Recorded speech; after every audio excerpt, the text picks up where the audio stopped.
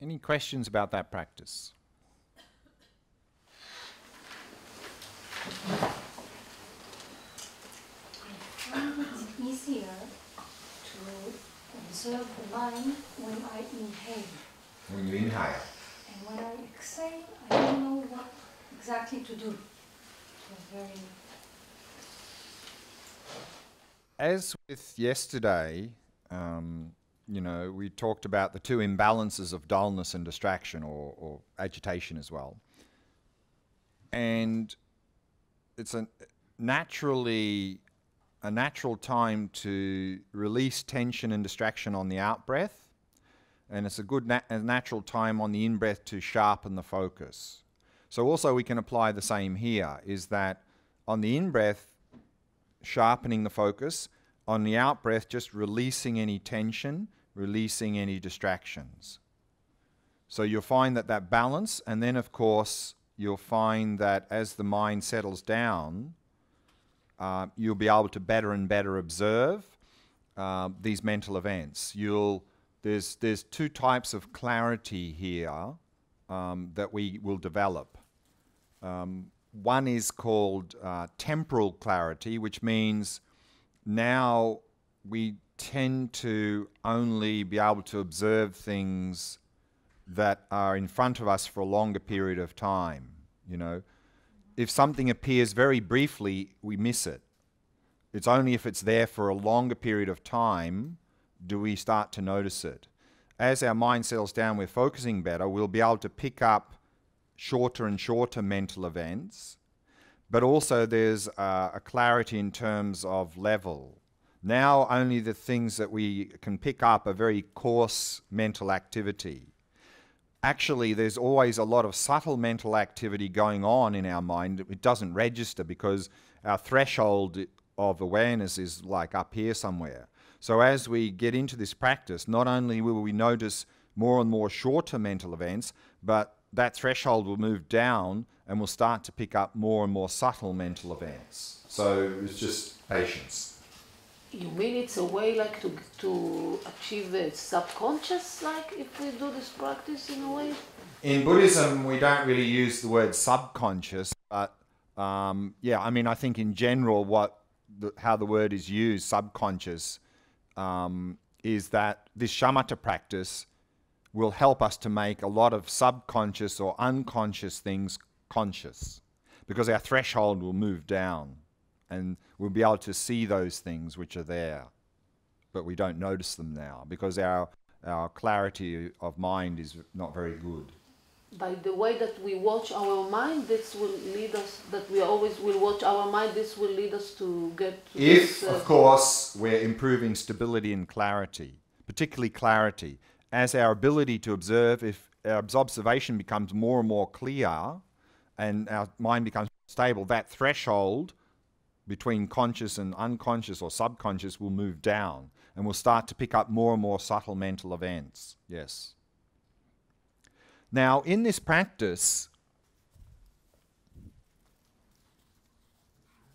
there are two very common experiences as a beginner. The most common is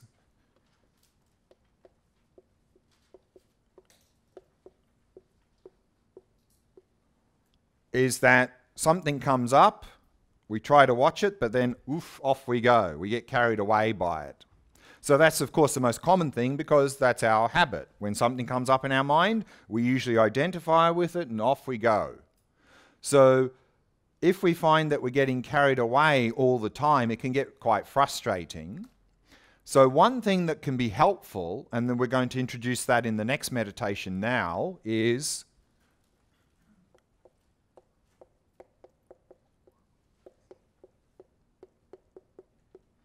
labeling or noting.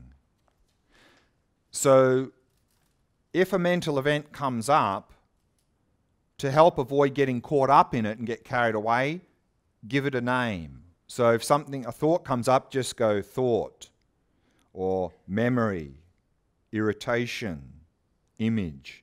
Give it a name, because if you give it a name, it becomes an object. You're free of it. So we're going to bring that in the next meditation to this labeling or noting to give us some space to help avoid getting carried away. Of course, this is artificial activity, so it's only a temporary measure as a beginner. Eventually, of course, we'll need to let go of that altogether, but as a beginner, it could be helpful to avoid getting caught up. A little bit like yesterday, like counting the breath, a temporary measure. So we're going to experiment with that in the next session. Another thing we can do is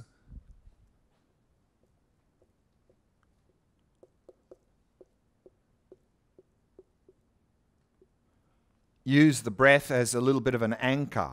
So again, if you're getting swept away all the time, then go back to the breath, and for that you can use any variation of the breath practice, the full body, abdomen, nostrils, whichever you prefer. Focus on that, and then once you're stabilized a little bit, then a little bit in the corner of the mind, start noticing your thoughts and emotions. But the main thing is you're still focusing on the breath. So you're sort of anchoring yourself in the breath. So that's going to help avoid getting swept away. So you can start like that by observing the breath mainly, and a little bit in the corner of the mind, noticing thoughts and emotions and memories. And then slowly over time, start to focus more on that and less on the breath, and then eventually let go of the breath altogether. So you can use the breath as a bit of an anchor point. So that can be helpful. What do you mean sweeping away? When I did it, I saw things and they were changing all the time. Good. But usually if a thought... No, carried away means if a thought comes up about something, then we get caught up in that story. You know, maybe we have a thought about work and we go, oh yeah, I have to do that. Oh no, I have to do that tomorrow. What do I got to do? And then we're lost. That's carried away.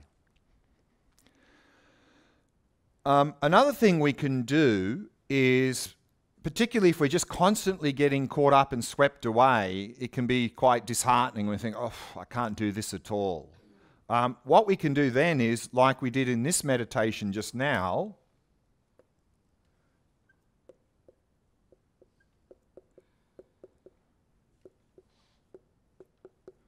is to deliberately generate some thoughts. Because normally, if something comes up in our mind, it doesn't announce itself. It doesn't say, here I come, be ready.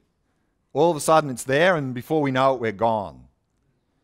But if we're generating a thought, we know it's coming. So then if we generate a thought, we can be prepared and see it as it comes up in our mind and watch it pass. So then we can have some success. You know, oh, I can do this a little bit. So we can do this from time to time to get in the habit, and then of course eventually we need to let go of doing that, because this is, again, is artificial activity. But it could be helpful to get into the practice. I just want to know, should I make it artificially longer? Because it always pops up and then it stops in the middle. It's not even in the middle. It's like pops up for like a second and then it stops. That's fine. That's good. Because actually, that's another sign of if we're grasping, is that now, of course, we're fully grasping, which means if a thought comes up, we're off on some story. We're completely lost. When we get a little bit better, and that story might go on for many minutes, as we improve, we'll get caught up in the story, and then after maybe 10 or 20 seconds, we go, oh, hang on. And then the next step is that we start to get caught up and we notice that, and then eventually we can simply observe it. So when we get caught up a little bit, you'll find that the mental events will stick around a little bit longer because we're holding on to them. The less we do that, generally the shorter they'll become. And so if we're not grasping at all, you'll find it'll just go like this, very quick. So when we're generating thought, that's okay. We just generate, gone. That's fine, that's fine. We don't need to try and make it stay there, because actually that's sort of grasping. But why we have to generate? I don't understand. That we will not carry the way, but the other thought, that's the reason? We don't have to do this, and normally we shouldn't do this, but I'm suggesting that if we're just constantly all the time getting swept away, we can go, oh, I can't do this, this is hopeless. Just to give us a little bit of feeling of success, that's all, as a beginner. But of course, eventually we need to let go of that. But it can be helpful to to begin to do the practice, to give us some confidence that we can do something, and then we just need to let go of that. Just like labeling and noting can be helpful, but at some point we'll need to let go of that because it's extra artificial activity. But it could be helpful as a beginner. Like this, all of these are things as a beginner that can be helpful, but eventually we need to let go of all of these as we get more into the practice. Can you say the difference between like taking the breath anchor? Anchor? Sorry, yeah, not anchor. And breathing. It's like when you do the breathing for the mindfulness. Yeah. So when you're doing the breath practice, of course, that's the object. So if a thought comes up, you immediately come back. Whereas here, we're using the breath, and then we're deliberately a little bit focusing on those and watching them. But at the same time, we're still holding the breath a little bit. Whereas in the breath practice, if a thought comes up, immediately we just come back to the breath. Come back, come back. There are two things happening. One is physical sensation. The minute I watch the mind, all the body is shivering, quivering. And another thing is that the no thought and the heart like stops. Right. Sometimes I Yeah. hear the heart. Sometimes it stops. It's like as if I have to take a deep breath because no thought and something stops. Yeah. So, of course, particularly if we're used to using the breath as our object, and then we shift to this practice, then our habit is that probably you'll find you'll go back to the breath because that's our habit, because that's what we've been doing before. That's okay. It just means that we keep doing this practice, and slowly we'll have less of a habit to go back into the body, into the breath. So that's normal. That's okay. Don't worry about that. And the other thing you mentioned is the other common experience we have when we start this practice,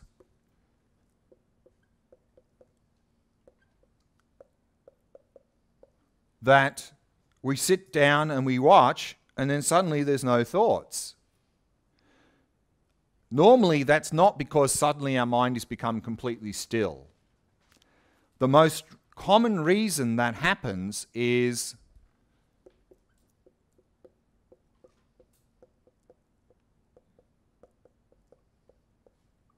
that our focus is too intense. Like normal in daily life, when we focus on something, we tense. And now when we're going to look at our mind, we feel like if I don't really pay close attention, I'm just going to get swept away. So what we do is we do this. And of course, when we're tensing, we're suffocating the mind. There's no space for anything to come up. So if we notice our focus too intense, we need to relax, particularly on the out-breath. Relax, relax, relax, relax. So that's one reason there's no thoughts. Another one, of course, is, we just mentioned,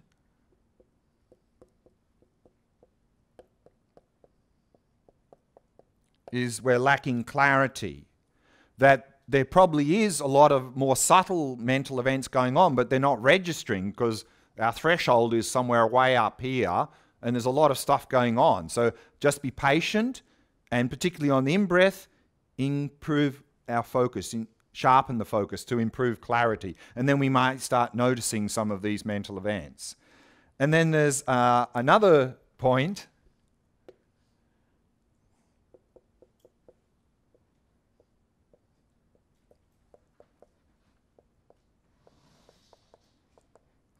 Is that people sit down and watch, and then suddenly they go, there's no thoughts there anymore. What's happening? It's something strange. Normally I've got lots of thoughts, but now my mind has gone completely quiet. I don't know what's going on. I must be doing this practice wrong or something. So this, of course, is all mental events. So just watch that. So again, if you get frustrated at not being able to observe, frustration is a mental event. Observe frustration. Whatever's arising in the mind, observe it. If you're feeling bored, observe the boredom. Whatever's there, just observe it. And then the last point for this is that, yes, just observe.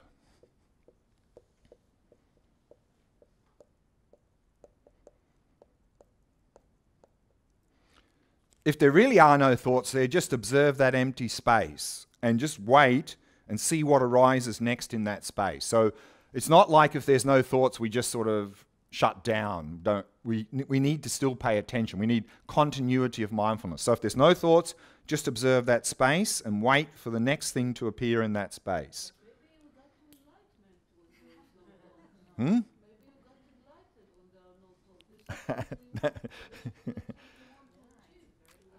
Just having no thoughts is nothing to do with enlightenment. We can have, if we take Valium, we'll maybe have no thoughts. We're not enlightened. Glenn? Yeah.